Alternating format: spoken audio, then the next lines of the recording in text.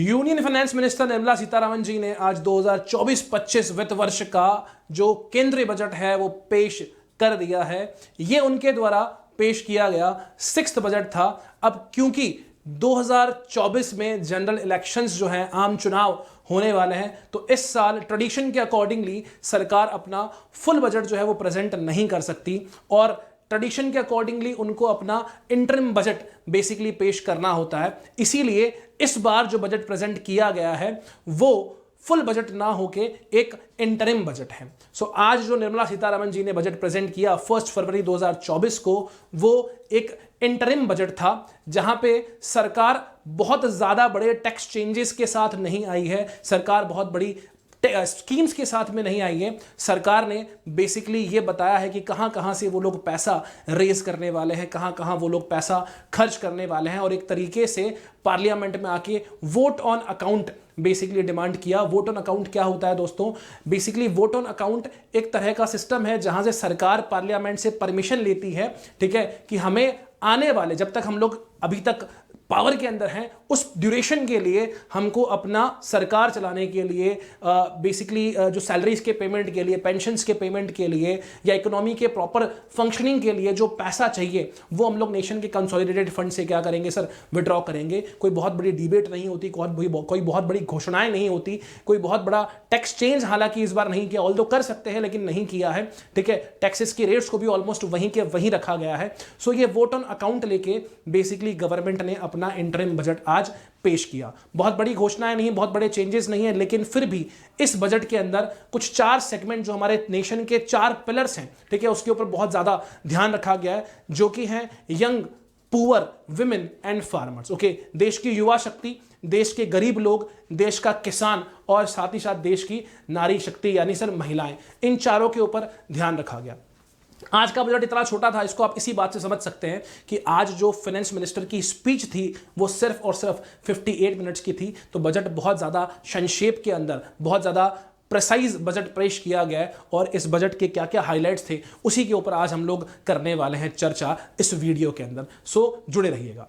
So students, today we are going to see the budget highlights 2024। Okay, की features budget 2024-25 के क्या क्या हैं उसके ऊपर कर लेते हैं चर्चा, ठीक है। तो सबसे पहले अगर हम लोग बात करें, सो गवर्नमेंट का ऑब्जेक्टिव है कि जो आज़ादी का अमृत महोत्सव हम लोग मना रहे हैं 75 ईयर्स के बाद का जो भी टाइम है, तो गवर्नमेंट चाहती है कि जब नेशन अपने इंडिपेंडेंस के 100 ईयर्स पूरे करे तो 2047 तक हम लोग एक विकसित भारत कहलाएं।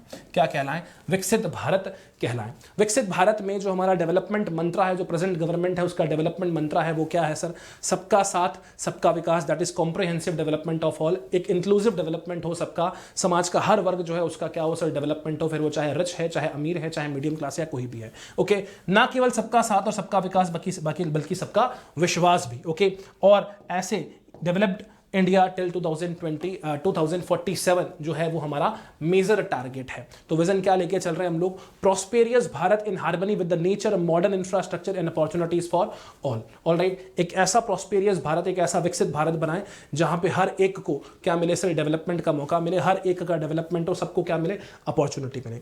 आइए देखते हैं गवर्नमेंट की कुछ बेसिक। देखो सर, जब भी बजट बनता है सो बजट एक स्टेटमेंट होता है गवर्नमेंट के estimated receipts and estimated expenditure का for the financial year to come, यानी जो आने वाला वित्त वर्ष है, यानी अभी जो आने वाला वित्त वर्ष है वो 1 अप्रैल 2024 से शुरू होगा and it will go up to 31 March 2025। Alright, so 1 April 2024 के बाद में सरकार कहां कहां से पैसा रेस करेगी, कहां कहां पैसा खर्च करेगी, तमाम चीजें सरकार उस बजट के अंदर बनाती है, ठीक है। लेकिन क्योंकि जो प्रेजेंट गवर्नमेंट है, इसके जनरल जो इलेक्शंस हैं वो कब होने वाले हैं? बेसिकली अभी मई के अंदर ड्यू है, उसके बाद रिजल्ट आएगा। तो ऑलमोस्ट जब नया फाइनेंशियल ईयर शुरू हो जाएगा, ओके, अप्रैल के अंदर, मई में इलेक्शंस होंगे, तो अप्रैल मई तक जो भी खर्चा बेसिकली सरकार को चलाना है, इसलिए गवर्नमेंट फुल बजट तो प्रेजेंट कर नहीं सकती, बड़ी घोषणाएं नहीं कर सकती क्योंकि उसका इंपैक्ट इलेक्शंस के ऊपर पड़ेगा। दैट्स वाई सरकार ने इंटरिम बजट पेश किया। और जब भी बजट बनाती है तो उसके अंदर 2 बातें होती है। एक तो प्रीवियस ईयर के अंदर गवर्नमेंट की क्या क्या उपलब्धियां थी वो भी गवर्नमेंट क्या करेगी सर? आपको बताएगी, और साथ ही साथ में नए साल के लिए गवर्नमेंट ने क्या क्या करना है वो भी बेसिकली बताएगी।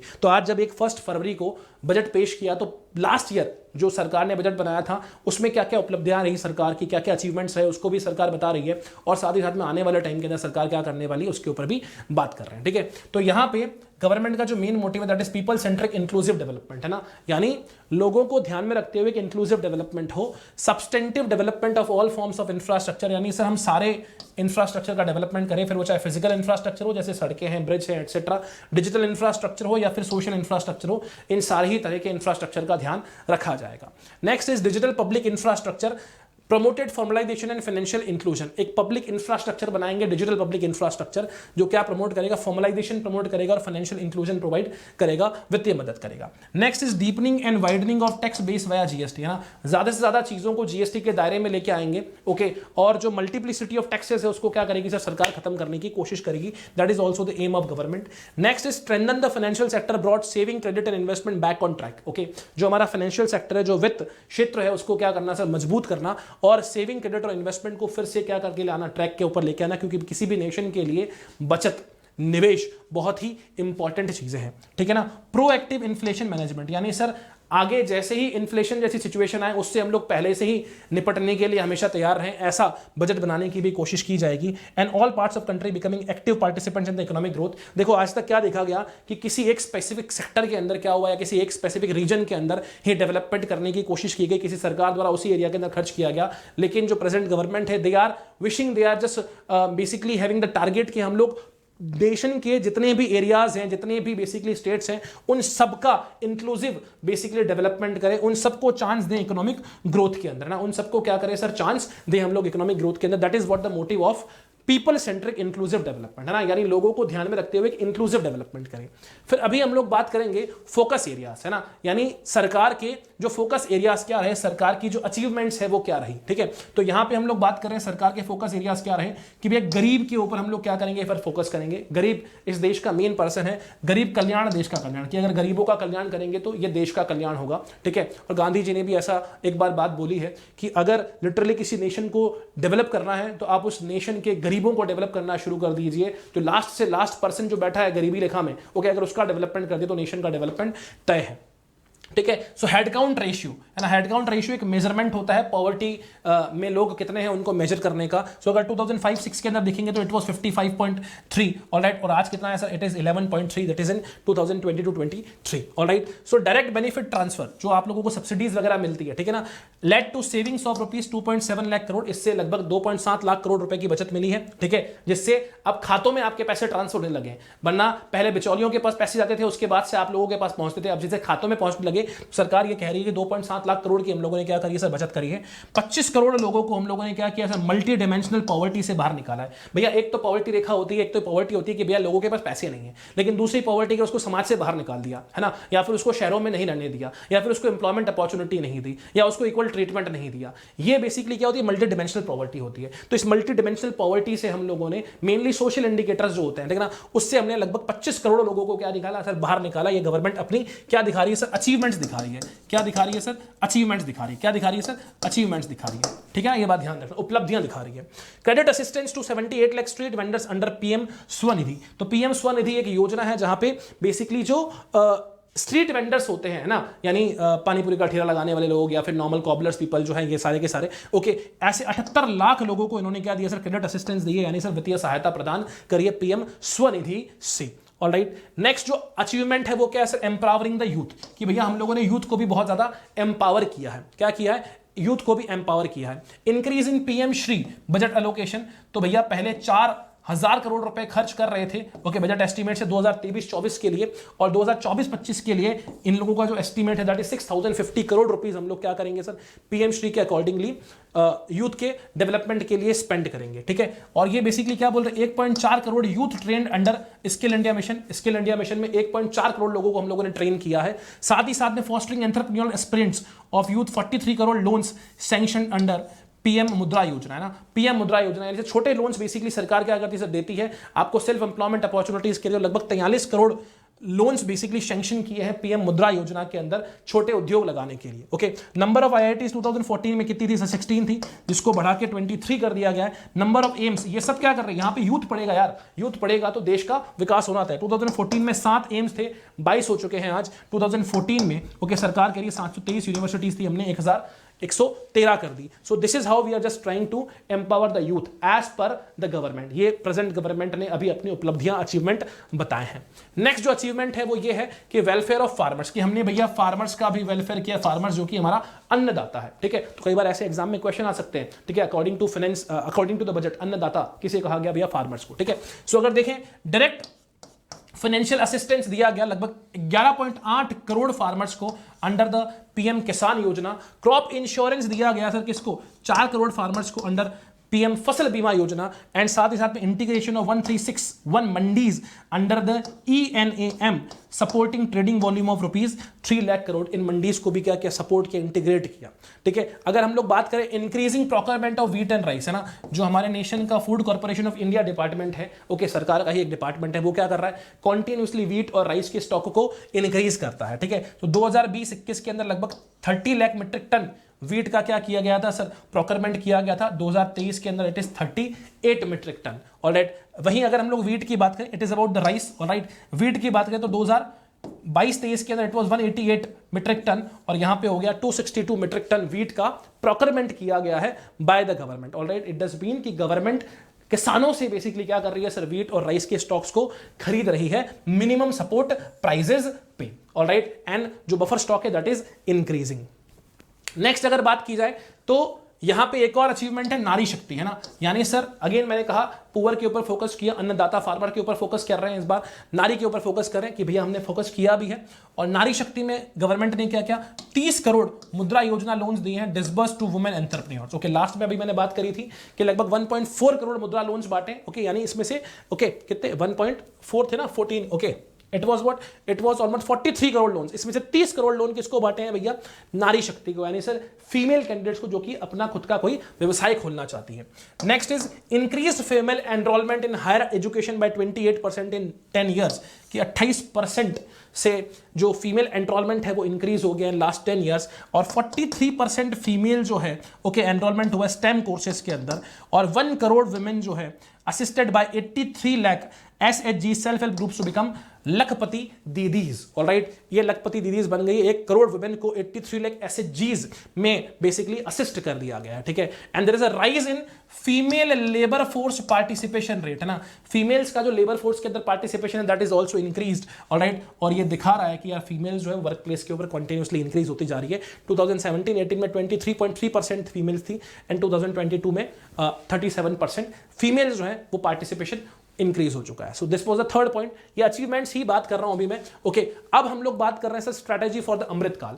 अब सरकार का विजन क्या है, सरकार का फोकस पॉइंट क्या है, सरकार किसके ऊपर ध्यान दे रही है। ठीक है, सो स्ट्रेटेजीज की बात कर रहे हैं, यानी सरकार का टारगेट अब क्या है, what is the target of the government. Alright, so the first thing is sustainable development, है ना, सतत विकास। क्या करना सर? सतत विकास करना, यानी एक ऐसा डेवलपमेंट करना जो फ्यूचर जनरेशन के लिए भी क्या करे, इसे सस्टेन करेगा। ओके, मींस जैसे कि पेट्रोल और डीजल की जगह पे CNG का यूज करना, है ना, क्लियर। अगर कोयले को बर्न करके जो इलेक्ट्रिसिटी हम लोग बना रहे हैं उसकी जगह पे हम लोग किसका यूज करेंगे?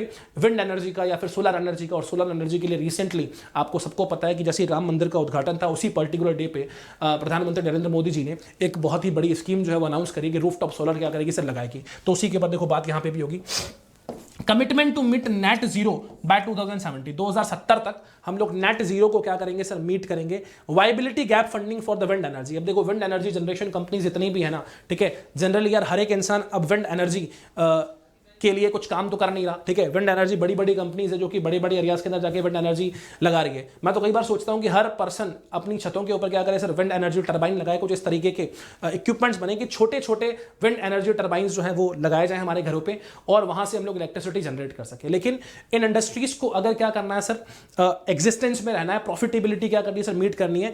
तो वाइबिलिटी गैप फंडिंग बेसिकली क्या कर रही है सर? सरकार कर रही है फॉर विंड एनर्जी। मतलब ऐसी कंपनी सामने आए जो कि उन चीजों का प्रोडक्शन करें, लेकिन प्रोडक्शन करके अगर प्रॉफिट नहीं हो रहा है या फिर कॉस्ट भी नहीं निकल रही, तो जितना डिफरेंसेस है that will be met up by the government, that is called as viability, यानी सस्टेन करने के लिए कितना पैसा एटलीस्ट चाहिए, ठीक है। सो वायबिलिटी गैप फंडिंग करेगी सरकार। Then setting up of coal gasification and liquefaction capacity, phased mandatory blending of CNG PNG in compressed biogases, ठीक है, कि जितना ज्यादा हो सके सीएनजी और पीएनजी का यूज बढ़ाया जाए जिससे कि सस्टेनेबल डेवलपमेंट होगा।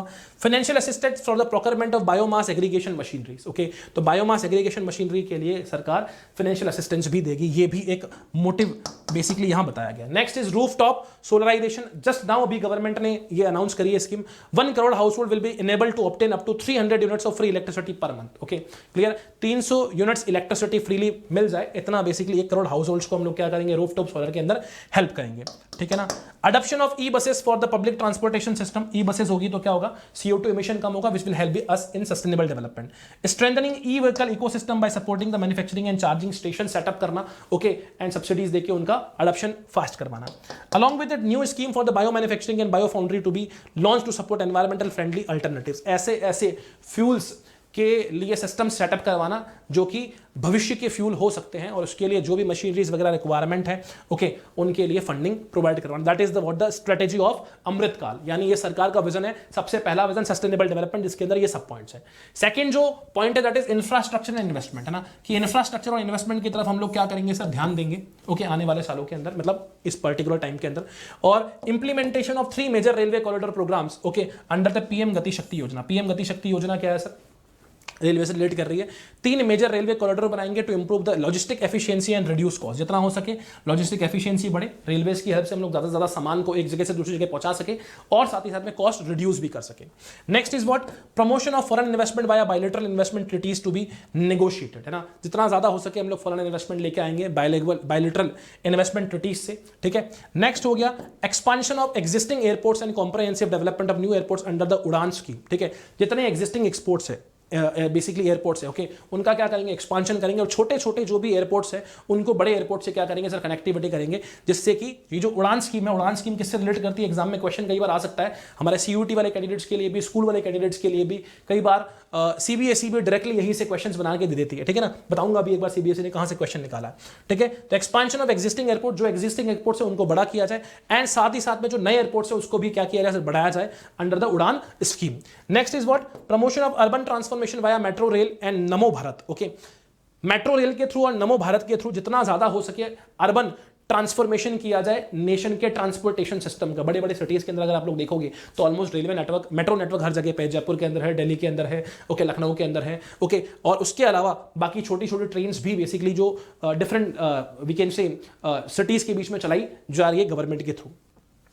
नेक्स्ट जो मेन मोटिव है वो क्या है, एक और strategy for Amritkaal, okay, inclusive development. अभी अमृतकाल कौन सा है, 75 ईयर्स से लेके हम लोग जब 100 ईयर्स अचीव करेंगे ना, that is the period of Amritkaal, सरकार उसको अमृतकाल कह रही है, ठीक है ना। 75 ईयर्स मतलब आजादी के 75 वर्ष से लेके 100वां वर्ष जो है, इसको अमृतकाल सरकार कह रही है, ठीक है। तो ये स्ट्रेटेजीज है सरकार की अमृतकाल की, कि हमारा ये विजन है, ठीक है। The first is inclusive development करेंगे हम लोग। इंक्लूसिव डेवलपमेंट का मतलब हो गया सोसाइटी के हर सेगमेंट को ध्यान में रखते हुए उन सबका सर्वांगीण विकास, inclusive development. So aspirational district programme to assist states, okay, in faster development including employment generation, inclusive development in aspirational districts। क्या मोटिव है बेटा, percentage of women registered for antenatal care with first trimester, 2018 के अंदर 68 females registered थी, यहाँ पे कितनी हो गई, 89% फीमेल्स जो है वो रजिस्टर हो चुकी है, ठीक है ना, यानी ये हेल्थ बेसिकली सेक्टर के अंदर एक बड़ी अचीवमेंट है। नंबर ऑफ एनरोलमेंट्स अंडर प्रधानमंत्री जीवन ज्योति बीमा योजना पर लाख पॉपुलेशन, तो 1 लाख पॉपुलेशन के ऊपर 1737 लोग थे, अब कितने हो चुके हैं, 1,31,000, ओके, 195, ठीक है, 2018, और ये अक्टूबर 2020, सॉरी 13,195 इसका डेटा है, ठीक है। So number of enrolments under प्रधानमंत्री जीवन ज्योति बीमा योजना पर लाख पॉपुलेशन, 1 लाख पॉपुलेशन के ऊपर 13,195 बीमा ऑलरेडी रजिस्टर्ड हो चुके, जो कि 2018 में कितने थे, 1737, ठीक है। सो बीमा में भी इंप्रूवमेंट देखने को मिल रहा है। नेक्स्ट इज व्हाट, हेल्थ के ऊपर सरकार क्या कर रही है सर, फोकस कर रही है। क्या कर रही है सर, हेल्थ के ऊपर सरकार फोकस कर रही है। हेल्थ को इंप्रूव करने के लिए गवर्नमेंट इज ट्राइंग हार्ड, और गवर्नमेंट ने क्या किया, एलोकेशन इंक्रीज किया है। क्या किया है sir, encourage cervical cancer vaccination for girls, girls के लिए, मातृ शक्ति के लिए, नारी शक्ति के लिए 9 से लेके 14 ईयर्स तक की एज के अंदर उनको क्या लगेंगे सर, सर्वाइकल कैंसर वैक्सीनेशन जो है वो लगाए जाएंगे। गवर्नमेंट इसके ऊपर एक्स्ट्रा खर्चा करने वाली है। फिर सक्षम आंगनवाड़ी एंड पोषण 2.0 to B exploited, Poshan 2.0 to be expedited for improved nutrition delivery, early childhood care and development. Okay, कि भैया आंगनवाड़ी में भी एलोकेशन इंक्रीज किया, पोषण के 2.0 के अकॉर्डिंगली भी क्या किया सर, जो एक्सपेंडिचर है that is to be increase, alright, for the improved nutritional delivery, early childhood care and development, alright. Then एक यू विन प्लेटफॉर्म जो है वो बेसिकली सरकार बना रही है, जहां पे कितने भी टीके बेसिकली लग रहे हैं, ठीक है ना, उनका ट्रैक रखा जाएगा। So U win platform for immunisation effort of mission Indradhanush to be rolled out. सरकार इसके लिए क्या करेगी, एक सॉफ्टवेयर जो है वो पोर्टल भी लॉन्च करने वाली, जिसमें सारी चीजों का ध्यान रखा जाएगा। हेल्थ कवर दिया जा रहा है under Ayushman Bharat scheme to be extended to all ASHA, anganwadi workers and helper. जितने भी आशा वर्कर्स हैं, आंगनवाड़ी वर्कर्स हैं, हेल्पर्स हैं, उनको हेल्थ कवर भी दिया जाएगा आयुष्मान भारत स्कीम के अंडर में। सो this is again one social protection major है ना, सोशल सर्विस मेजर्स है ये। Next is again inclusive development में कि भैया सबका साथ सबका विकास हो, तो मातृ शक्ति की बात कर ली, नारी शक्ति की बात कर ली, सेकंड हेल्थ की बात कर ली, फिर हाउसिंग के ऊपर भी बात कर रहे हैं, ठीक है ना। तो हाउसिंग के अंदर क्या बेसिकली बात कर रहे हैं, प्रधानमंत्री आवास योजना, ग्रामीण योजना जो है close to achieve target of 300 crore houses, additional 200 crore targeted for next 5 years. Okay, last year भी अगर आप लोगों ने देखा हो तो इसके अंदर कहीं ना कहीं पे लोगों को आवास प्रोवाइड करवाने के लिए स्कीम्स टारगेट की गई थी। तो लगभग 3 करोड़ हाउसेज ऑलरेडी बनाए जा चुके हैं, कंप्लीट करने वाले हैं, और 2 करोड़ और हाउसेज बनने वाला नेक्स्ट 5 ईयर के अंदर, जिससे कि लोगों को बेसिकली जो बिना शेल्टर के ना, और अभी रिसेंट में एक स्कीम और भी लॉन्च हुई है कि भैया जितना ज़्यादा हो सके डिफरेंट सिटीज़, लगभग सरकार ने 25 सिटीज़ ऐसी मार्क करी जिसको वो लोग बैगर फ्री करेंगे, है ना, जहाँ पे बेसिकली मांगने वाले जो है वो आप लोगों को नहीं मिलेंगे, उनको किसी न किसी तरीके से काम दिया जाएगा। तो भैया जो लोग टेम्पररी शेल्टर्स के अंदर रह रहे हैं उनको किसी भी तरीके से आवास देना, that is again the motive of the government. Housing for middle class schemes to be launched, है ना, ये बेसिकली सरकार लॉन्च करेगी to promote middle class to buy built their own house, अपने खुद का हाउस बनाने के लिए सरकार इसको भी क्या करेगी, इसे लॉन्च करेगी। Increase the location PMAY, okay, प्रधानमंत्री आवास योजना, ठीक है, इसमें इंक्रीज द लोकेशन है, बजट एक्सपेंडिचर था, ठीक है, 2023-24 के अंदर 79,590 रुपीज करोड़, ऑलराइट, क्लियर। और ये अभी कितना इंक्रीज हो चुका है, 80,671 रुपीज करोड़, इतना बजट एक्सपेंडिचर इंक्रीज कर दिया सरकार ने, कहा बेसिकली इतना पैसा हम लोग खर्च करेंगे लोगों को बसाने के लिए। नेक्स्ट इज टूरिज्म के ऊपर भी बेसिकली सरकार का फोकस अगेन इस बार रहा है। States will be encourage to undertake development of iconic tourist centres to attract business and promote opportunities for the local entrepreneurship. आपके जहां पे भी जिन लोकेलिटीज के अंदर टूरिस्ट सेंटर है, उदयपुर की बात करें, राजस्थान में बहुत सारी जगह पे है ना, तो उन टूरिस्ट सेंटर्स को बेसिकली डेवलप करने के लिए स्टेट्स क्या करेगी, एनकरेज करेगी, क्लियर। उसके लिए हो सकता है ऐसे लोन्स वगैरह भी दे दे। Long term interest free loans will be provided to states to encourage development, जितना डेवलपमेंट कर सकती है उतने लॉन्ग टर्म आपको क्या मिलने वाला है, इंटरेस्ट फ्री लोन मिलने वाला है। इसका सबसे बड़ा फायदा किसको होगा, इसका सबसे बड़ा फायदा दोस्तों होगा, ध्यान रखना, जब फॉरेन टूरिस्ट आपके नेशन के अंदर घूमने के लिए आएंगे और इंडिया को फॉरेन एक्सचेंज अर्निंग्स क्या होगी सर, मिलेगी। राम मंदिर बना, every person will be willing to go there, एक अलग से ही इसकी रिलीजियस इंपॉर्टेंस तो है ही है, लेकिन इसकी इकोनॉमिक इंपॉर्टेंस भी बहुत ज्यादा बढ़ गई। ओके, अब कोई भी फॉरेनर आएगा, he will be trying to visiting, okay, कि राम मंदिर हमको जाना है, clear. G20 meeting, okay, in 60 places presented diversity of India to the global audience, कि भैया इतना डाइवर्स है हमारा, 60 जगह पे हम लोगों ने मीटिंग करी है। Projects for the port connectivities, tourism infrastructure and amenities will be taken up in island including Lakshadweep. ये लक्षद्वीप के ऊपर अभी देखो जस्ट, ठीक है ना, मालदीव चिड़ा, लक्षद्वीप के ऊपर जैसे ही मोदी जी ने यात्रा करी, मालदीव भैया पीछे से बैठ के चिढ़ गया, ठीक है। सो this is what the thing is कि भैया इन एरियाज को डेवलप करना, ताकि फॉरेन एक्सचेंज इनफ्लो हमारे नेशन के अंदर ज्यादा से ज्यादा आए।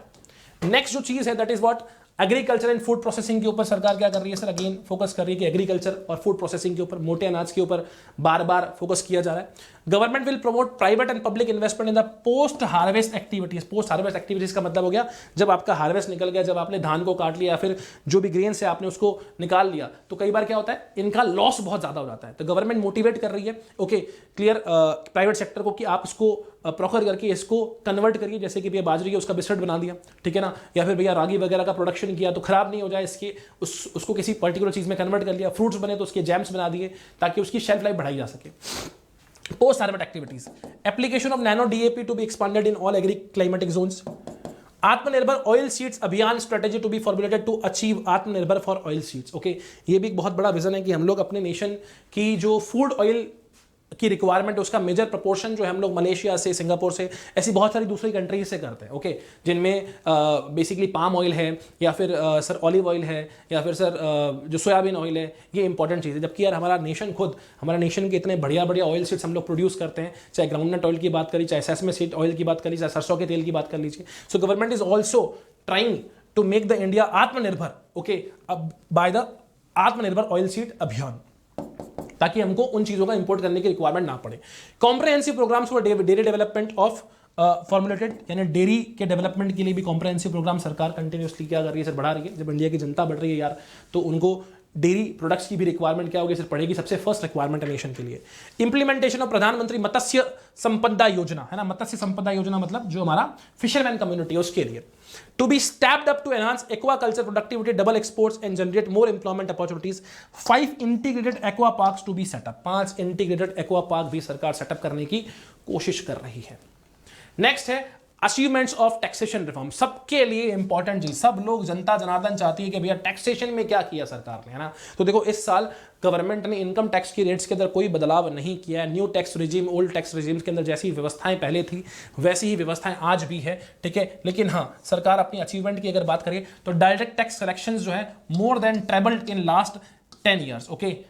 पिछले 10 सालों के अंदर लगभग 3 गुना हो चुके हैं ये, ठीक है ना। नंबर ऑफ रिटर्न फाइलर्स, यानी जो लोग अपना रिटर्न भरते हैं कि हाँ भैया हमने इतना पैसा कमाया है, ये स्वेल्ड टू 2.4 टाइम्स, लगभग 2.5 गुना हो चुके हैं ऑलमोस्ट, है ना। यानी पहले अगर 2 लोग भरते थे, 1 पर्सन भरता था, तो अब लगभग 3.5 लोग भर रहे हैं या 2.5 लोग भर रहे हैं। फास्टर रिफंड्स, है ना। अब जब आपका एडवांस टैक्स डिडक्ट किया जाता है, आप अपना रिटर्न बेसिकली भरते हैं, उस रिटर्न को भरने के बाद में अगर आपकी टैक्स लायबिलिटी कम बनती है तो जो रिटर्न्स है वो भी सरकार क्या कर रही है, फास्ट कर रही है। Reduction in average processing time of returns from 93 days in 2013-14 to 10 days in 2023-24, 10 दिन के अंदर लगभग आपका पैसा रिफंड हो जाता है।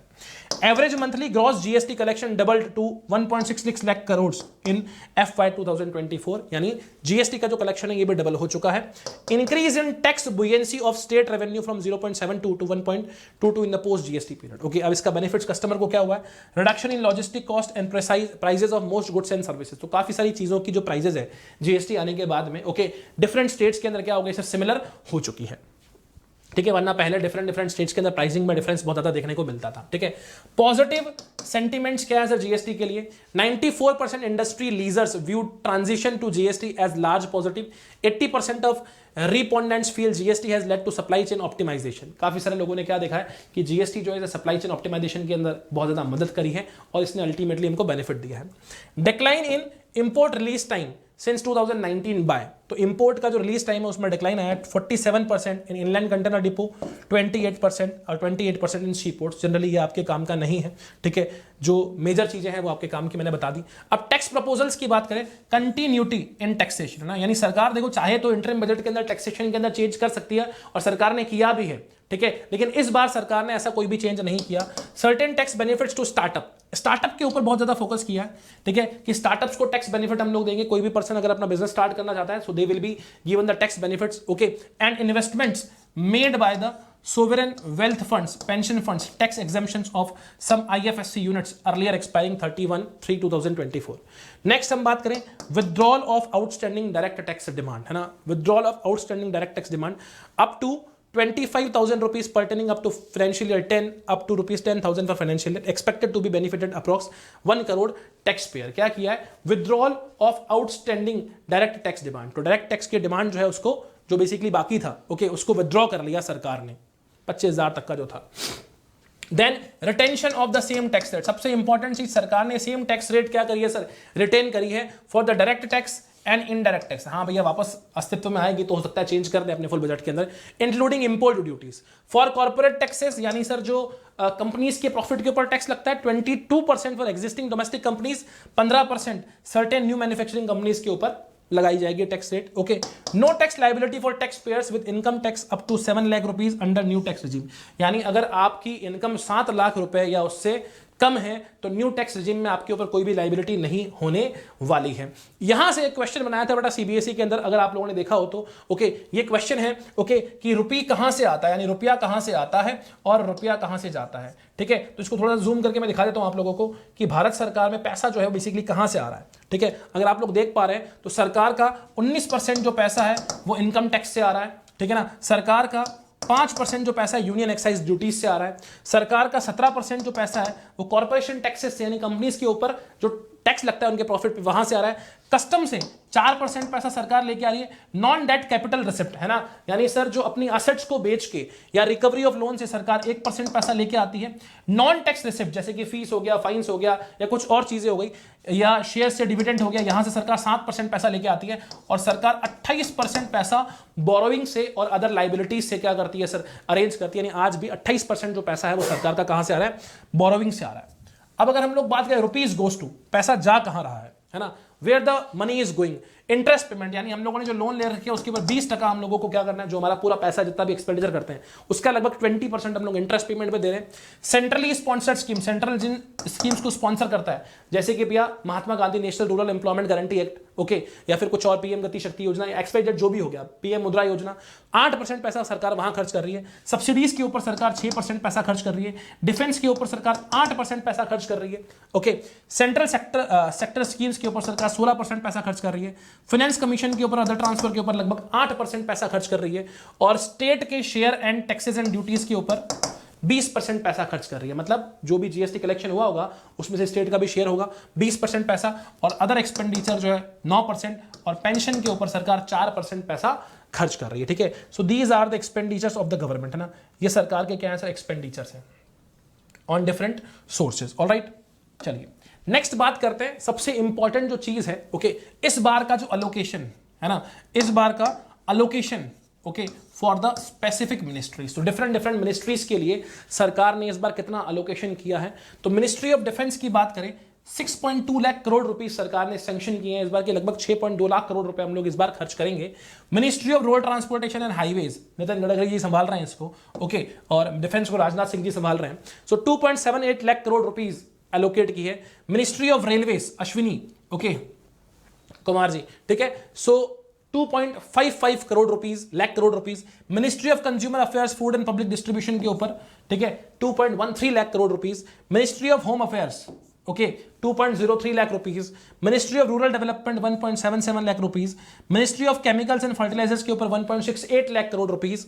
मिनिस्ट्री ऑफ कम्युनिकेशन के ऊपर अश्विनी वैष्णव जी के पास ही है ये भी, सो 1.37 lakh crore rupees. And ministry of agriculture and farmers welfare के ऊपर लगभग 1.27 लाख करोड़ रुपए सरकार ने इस बार खर्च करने का अलोकेशन जो है या अनुमान जो है वो बेसिकली लगाया है, ठीक है। इसके अलावा गवर्नमेंट कुछ और मेजर स्कीम्स भी रन कर रही है, और उन स्कीम्स के अंदर सबसे जो पहली स्कीम है that is Mahatma Gandhi national rural employment guarantee act, जिसको मैंने नरेगा बोला, ठीक है। सो 2023-24 के अंदर ये एस्टिमेट था 60,000 करोड़ रुपीस, और यही 2024-25 का यानी सर आने वाले वित्त वर्ष का जो एस्टिमेट है 86,000 करोड़ रुपीस, यानी सर इसके अंदर आपको दिखता हुआ है increase.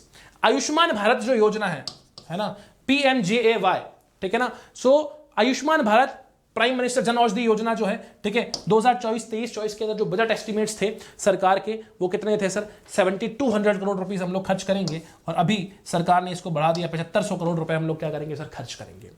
Production linked incentive scheme है ना, यानी जितना ज्यादा प्रोडक्शन करोगे उसके अकॉर्डिंगली हम लोग क्या करेंगे, आपको इंसेंटिव्स देंगे। तो बजट एक्सपेंडिचर थे 2023-24 के 4645 करोड़, और अभी हो चुके हैं 6200 crore. Then modified programme for development of, है ना, सेमीकंडक्टर्स। आपको पता है कि देश के अंदर सेमीकंडक्टर्स की फैक्ट्री लगाने के लिए सरकार क्या कर रही थी, सिर्फ पैसा दे रही थी। And display manufacturing ecosystem, mobile phone के जो डिस्प्ले वगैरह है वियतनाम से, चाइना से, इस जगह से बन के आज सरकार ने कहा इसको इधर ही बनाओ, इसके लिए हम लोग आपको क्या करेंगे सर, पैसा देंगे, ठीक है। तो 2023-24 के अंदर सरकार ने पैसा रखा था 3000 करोड़ रुपए, और इस साल के लिए सरकार टारगेट करिए 6,903 करोड़ रुपए। देन सोलर पावर, जो ग्रिड बेसिकली बनाने वाली कंपनियां हैं उससे जो रिलेटेड कंपनियां हैं, ओके, सरकार ने उसके लिए पैसा अलोकेशन रखा था 4,970 करोड़ रुपए, और इस बार क्योंकि रूफटॉप सोलर लगाने के लिए 1 करोड़ परिवारों को ये लोग फ्री में देंगे या फिर सब्सिडाइज रेट पे देंगे, ठीक है, तो 8500 करोड़ रुपीस का लक्ष्य इस बार रखा गया है।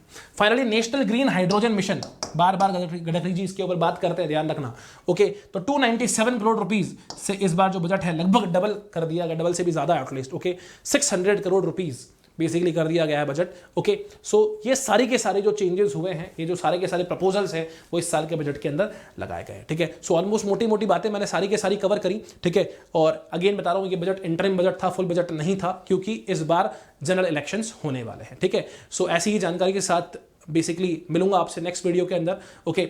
सो if you like this video please do like, subscribe. Okay, so bye everyone, thank you so much.